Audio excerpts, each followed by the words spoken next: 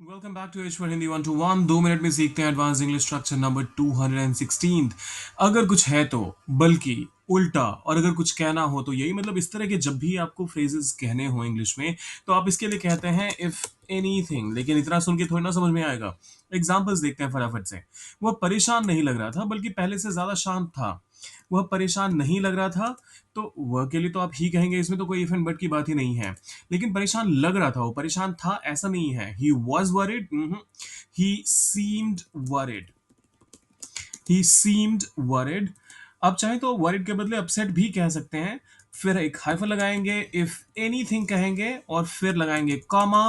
पहले से ज्यादा शांत था तो इसके लिए कहेंगे ही लुक्ड calmer, अरे, calmer than before. He seemed worried. If anything, अरे नहीं, वो परेशान नहीं लग रहा था तो इसके लिए कहेंगे seem he didn't seem worried. If anything, he looked calmer than before. He didn't seem worried. If anything, he looked calmer than before. यह काम मुश्किल नहीं था. This job was या फिर this task was not difficult. अगर कुछ था, if anything, तो थोड़ा बोरिंग था. It was boring.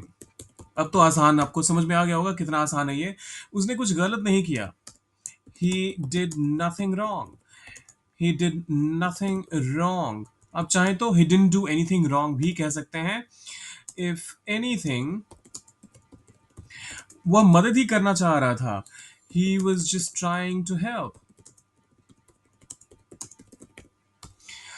यहाँ पर एक कॉमा मिस हो गया तो इसको फटाफट से करते हैं यहाँ पर include. He did nothing wrong. If anything, he was just trying to help. He did nothing wrong. If anything, he was just trying to help. ये आखिरी वाला अब आप लोगों के लिए मुझे शिकायत नहीं है. अगर कुछ कहना है तो यही कि सब बढ़िया चल रहा है. अब इसको कीजिए ट्रांसलेट. इफ एनीथिंग का इस्तेमाल करके डाले कमेंट बॉक्स में. जाने से पहले सब्सक्राइब, लाइक और शेयर वो तो करना ही है. और हाँ, मेरे 2 मिनट हुए पूरे. मिलते हैं जल्दी ही.